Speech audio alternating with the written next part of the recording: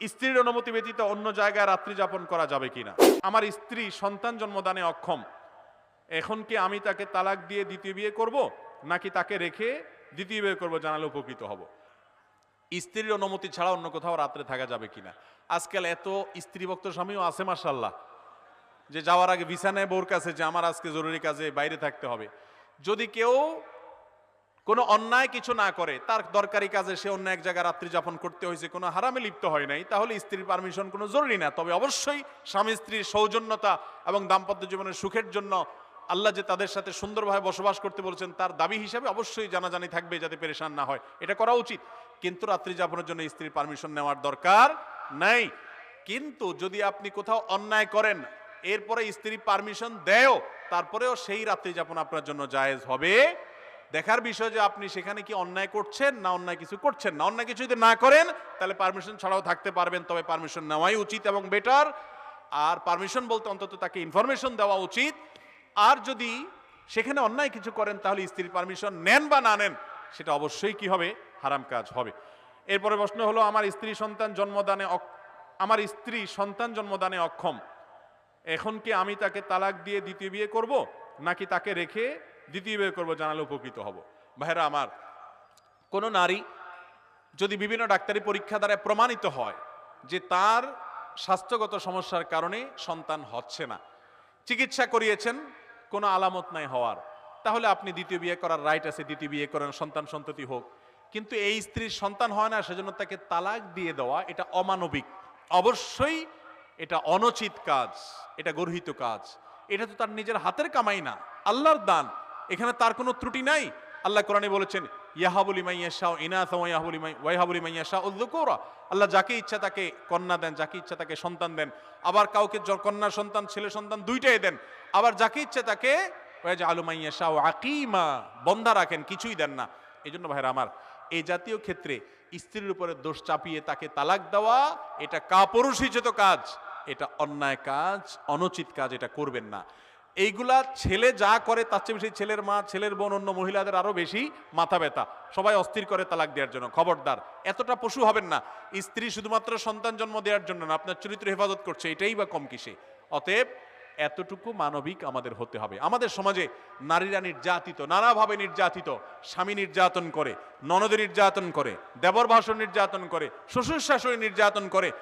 পরের ঘরের একটা মেয়ে তার সংসার ছেড়ে চলে আসছে, এই ঘরের প্রত্যেকটা মানুষের উচিত তাকে আপন করে নেওয়া, কারণ সে আপনকে ফেলে দিয়ে আপনাকে পরকে আপন করতে আসছে। আপনার আন্তরিকতা ছাড়া সে এখানে সুখে থাকতে পারে না। এই জন্য যেসব শ্বশুর শাশুড়ি বৌমাকে ডিস্টার্ব করেন, দেবর ননদরা খোঁচাখুচি করেন, ভাইকে খেপিয়ে তোলেন, তারা মনে রাখবেন সবাই জালেমের খাতায় নাম যাবে, এবং এই পুত্রবধূ মাজলুম তার পক্ষে আল্লাহ রাব্বুল আলামিন থাকবেন আর জালেমের বিরুদ্ধে থাকবেন।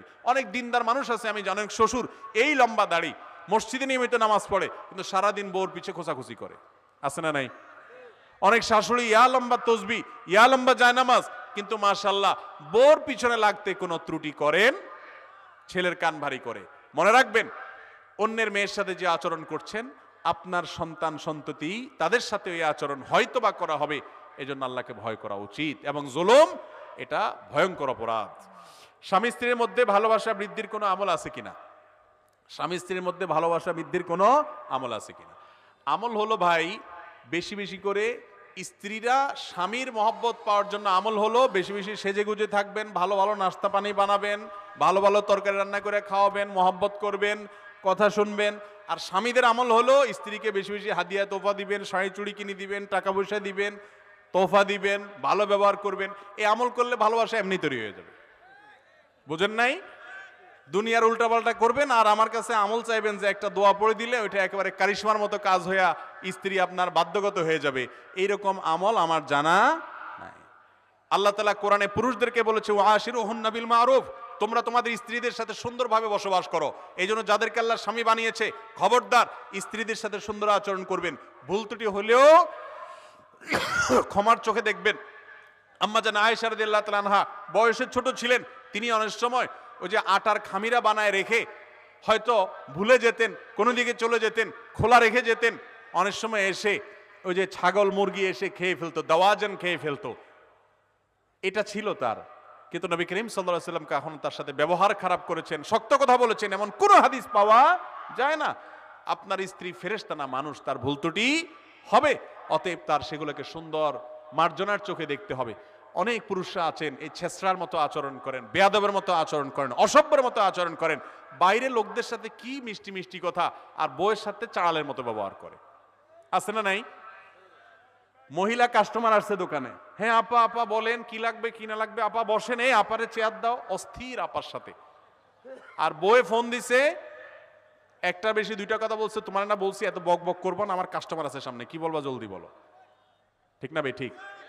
অথচ সবচেয়ে সুন্দর ব্যবহার উপযুক্ত আপনার স্ত্রী, সবচেয়ে সুন্দর ব্যবহার পাওয়ার উপযুক্ত আপনার স্বামী। এই জন্য স্বামী স্ত্রী একে অন্যের হক যদি আদায় করেন, যে আমার হক সে আদায় না করলে সে আল্লাহর কাছে ধরা খাবে, আমার কোনো সে নাই, বাট আমি যেন আমার দিক থেকে সব ঠিকঠাক মতো করি, ইনশাআল্লাহ এটা করলে পারস্পরিক মহব্বত তৈরি হবে।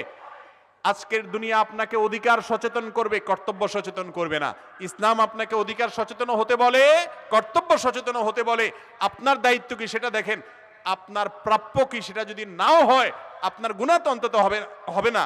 আপনার সচেতন, সব মহিলারাও অধিকার সচেতন, ভালো, অধিকার সচেতন ভালো, কিন্তু কর্তব্য সচেতন না। আমার কি করার আছে সেটা দেখে না।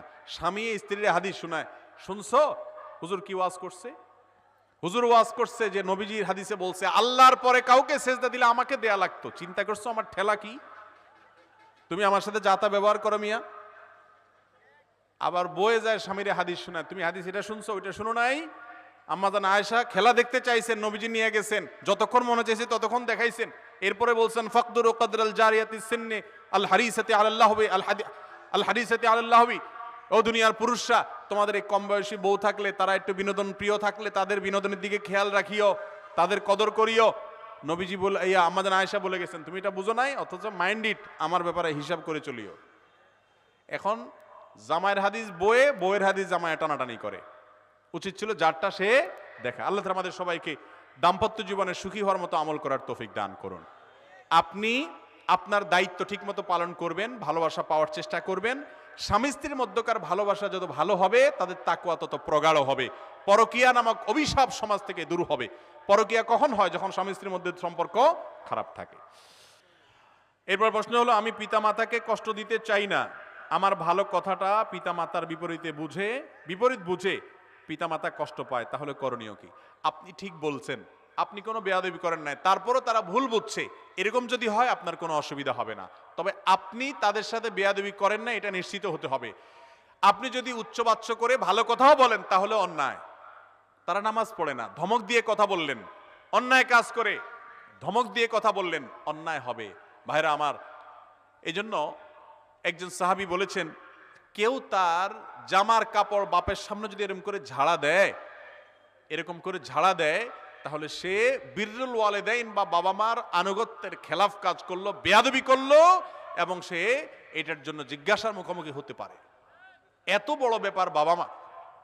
আমাদের আজকাল সবচেয়ে বেশি যার সাথে রুক্ষ ব্যবহার করার রাইট আছে বলে আমরা মনে করি, যার সাথে যা তা বলা যায়, তার নাম হলো মা বাবা। তার নাম হলো কি? সব জায়গায় বিড়ালের মতো, শুধু মায়ের কাছে আসলে ঝাড়ি, বাবার কাছে আসলে ঝাড়ি। অতএব এগুলো করা যাবে না। আল্লাহ আমাদের বোঝার তৌফিক দান করুন। বেদাতকারী কি আজীবন জাহান্নামে থাকবে? উত্তর হলো না। সাধারণ আমলগত বেদাত যদি হয়, এই বেদাতকারী ব্যক্তি আজীবন জাহান্নামে যাবে না। তবে বেদাত এটা গোমরাহি, পথভ্রষ্টতা, আর পথভ্রষ্টতার ঠিকানা কোথায়? জাহান্নাম। অতএব সেই জাহান্নামের ভয়ে বেদাত থেকে বেঁচে থাকতে হবে। কিন্তু এর মানে এই না যে বেদাত করার কারণে কেউ জাহান্নামে গেলে চিরকাল জাহান্নামে থাকবে, তা মোটেও সঠিক নয়।